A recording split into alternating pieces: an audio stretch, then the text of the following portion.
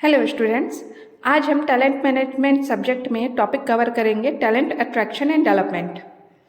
ठीक है, तो टैलेंट अट्रैक्शन एंड डेवलपमेंट ऐसा स्ट्रैटेजी और प्रैक्टिस है ऑर्गेनाइजेशन का जिसमें हम करते हैं क्या, ऑर्गेनाइजेशन क्या करता है, अट्रैक्ट करता है, मतलब लोगों ऐसे ऐसे लोगों को अट्रैक्ट करता है जो पर्टिकुलरली जॉब के लिए फिट हो, रिक्रूट करते हैं, है ना। और टैलेंट जो इंडिविजुअल का टैलेंट है उसको ग्रो करने में मदद करते हैं ताकि वो बिजनेस के गोल का और ऑर्गेनाइजेशनल परफॉर्मेंस में मदद कर सके। ठीक है, उसको बढ़ने में मदद कर सके। तो एक क्रूशियल कंपोनेंट है ह्यूमन रिसोर्स मैनेजमेंट का, जिसमें हम क्या फोकस करते हैं, building a strong skilled and adaptable workforce. हम एक अच्छा स्ट्रॉन्ग और स्किल्ड जो कि अच्छा वर्कफोर्स, मतलब कि एक अच्छा टीम बना सके ऑर्गेनाइजेशन में, ताकि वो ऑर्गेनाइजेशनल गोल को मीट कर सकें। ठीक है, तो talent attraction is nothing but आप क्या कर रहे हो, रिक्रूट कर रहे हो। तो आप आइडेंटिफाई करोगे right person for a right job at the right place. ये आप लोग ने पढ़ा होगा, जनरली एचआरएम में पढ़ाया जाता है। ठीक है, तो इसमें आप क्या करोगे, टैलेंट अट्रैक्शन में आइडेंटिफाई करोगे, उनको एंगेज करोगे राइट इंडिविजुअल को, ताकि वो ऑर्गेनाइजेशन ज्वाइन कर सके, है ना। और फोकस करें पॉजिटिव एम्प्लॉयर ब्रांड पे और उनको leveraging various recruitment channels to find and draw on top talent. आप लोग ने जनरली देखा होगा किसी ऑर्गेनाइजेशन में अगर वैकेंसी निकलती है तो उसके लिए एडवर्टाइजमेंट्स आती हैं, और रिक्रूटमेंट के लिए अलग अलग एडवर्टाइजमेंट्स न्यूज़पेपर में आती है या फिर आज मीडिया में के थ्रू, वेरियस चैनल्स के थ्रू ऐसे हमें मिलता है ना। तो ये क्या कर रहे हैं, एक प्रकार से टैलेंट को अट्रैक्ट किया जा रहा है कि आप आओ यहाँ पे हमारे पास हम आपको रिक्रूट करेंगे, ऐसा। ठीक है, तो इसमें की एलिमेंट्स क्या क्या है, एम्प्लॉयर ब्रांडिंग। पहले तो हम क्या करेंगे, एक स्ट्रॉन्ग एंड अपीलिंग इमेज बनाएंगे, किसका, कंपनी का, और ताकि वो ऐसा वर्क प्लेस बनाएंगे जहाँ पे लोग सच में जाना चाहते हैं। तो हम लोग क्या क्या शो करेंगे, कंपनी का कल्चर शो करेंगे, values, work life balance, career opportunity और ओवरऑल मिशन शो करेंगे, ताकि हम एक अच्छा एम्प्लॉय को अट्रैक्ट कर सके। फिर रिक्रूटमेंट मार्केटिंग, तो ये रिक्रूटमेंट मार्केटिंग में क्या करेंगे, हम लोग मार्केटिंग टैक्टिक्स अपनाएंगे, जिसमें हम लोग जॉब ओपनिंग का एडवर्टाइजमेंट देंगे और रिलेशनशिप बिल्ड करेंगे विथ पोटेंशियल कैंडिडेट्स।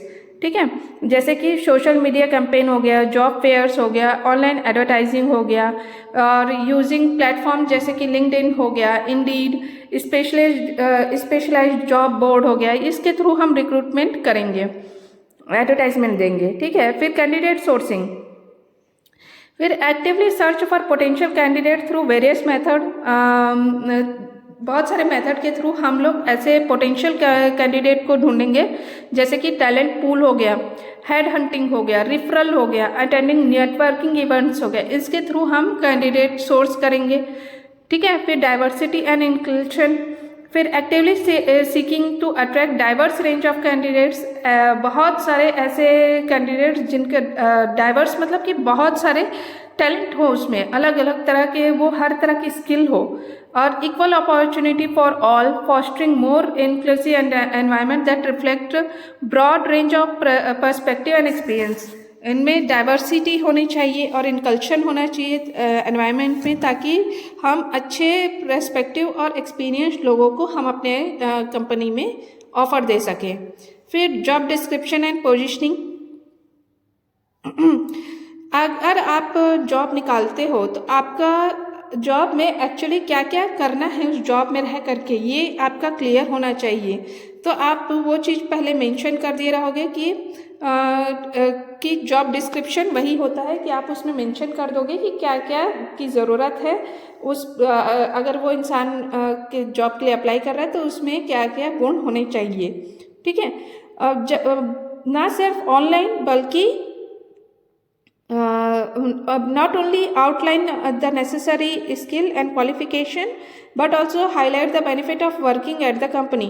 सिर्फ आउटलाइन नहीं देना है कि आपको क्या क्या जॉब करना है, वहाँ पे स्किल एंड क्वालिफिकेशन क्या क्या होना चाहिए, बल्कि आपको कंपनी के बेनिफिट के बारे में भी मेंशन करना चाहिए. ठीक है, अगर कंपनी में आप काम कर रहे हो तो आपको क्या क्या बेनिफिट मिलेगा ये भी मेंशन होना चाहिए.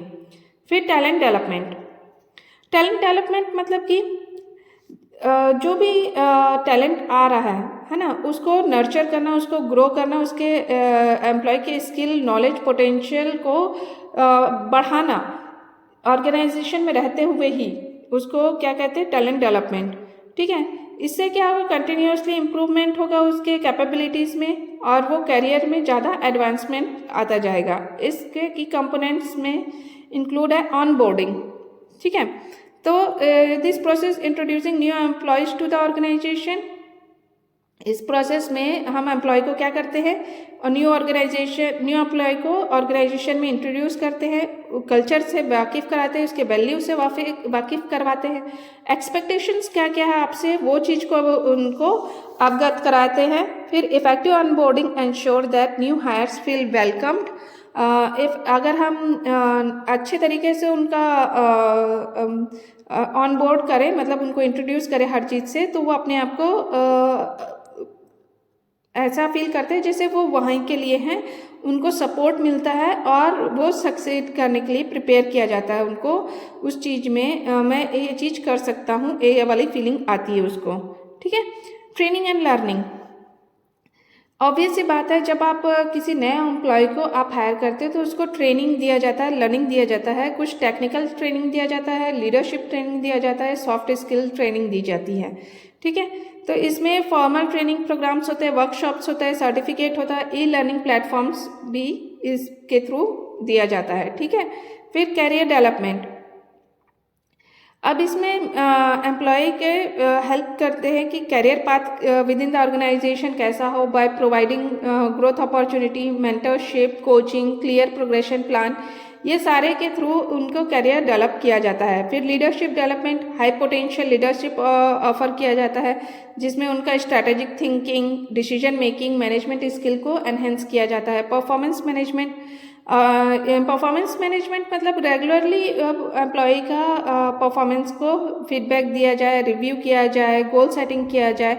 इससे क्या होता है, आइडेंटिफाई होता है area of improvement, alignment performance with business objective and track progress. इससे आइडेंटिफाई करने का अवसर मिलता है कि कहाँ पे इम्प्रूवमेंट की ज़रूरत है, उनके परफॉर्मेंस को अलाइन करने की ज़रूरत है, ताकि वो बिजनेस ऑब्जेक्टिव के साथ मैच कर सके और उनके प्रोग्रेस को ट्रैक किया जा सके. ठीक है, फिर सक्सेशन प्लानिंग. तो सक्सेशन प्लानिंग में identify preparing employee for critical role identify करेंगे और ऐसे एम्प्लॉय को प्रिपेयर करेंगे ताकि वो क्रिटिकल रोल को निभा सके ऑर्गेनाइजेशन में. This ensure a continuous pipeline talent ready to step into the key position as they become vacant. मतलब कि एम्प्लॉय जो रहता है विद इन द ऑर्गेनाइजेशन, उनको ऐसा बनाया जाए ताकि कल की डेट में हायर पोजीशन में कोई पोजीशन खाली हो तो उसको फिल किया जा सके. ठीक है, फिर टैलेंट अट्रैक्शन और डेवलपमेंट में लिंक क्या है, बोथ इंटरकनेक्टेड है. एक में तो हम राइट टैलेंट को अट्रैक्ट कर रहे हैं, जिसमें हम टैलेंट को इंश्योर कर रहे हैं कि लॉन्ग टर्म तक वो रहे, उसके जॉब सेटिस्फैक्शन रहे और एम्प्लॉय ऑर्गेनाइजेशन के नीड के साथ उसके नीड को अलाइन किया जा सके. दोनों ये क्या करते हैं, एक साइकिल क्रिएट करते हैं जिसमें रिक्रूटमेंट, ग्रोथ एंड रिटेंशन तीनों चीज़ें आती हैं. ऑर्गेनाइजेशन सक्सेस और रेजिलियंस होता है.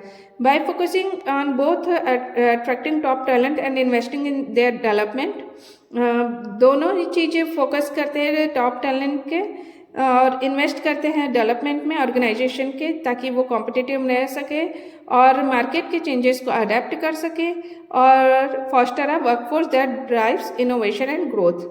ठीक है, इनोवेशन एंड ग्रोथ के हो तो फिर उसमें हम वर्कफोर्स को सही तरीके से दिशा निर्देश कर सकें. ठीक है, तो ये हमारा टैलेंट मैनेजमेंट का टॉपिक कवर होता है, टैलेंट अट्रैक्शन एंड डेवलपमेंट. तो इसमें तो खैर कोई इशू नहीं है, बाकी आप और पढ़ोगे अच्छे से तो ये क्लियर और हो जाएगा। Well, thank you. फिर हम लोग नेक्स्ट टॉपिक पे डिस्कस करेंगे। Okay, thank you so much.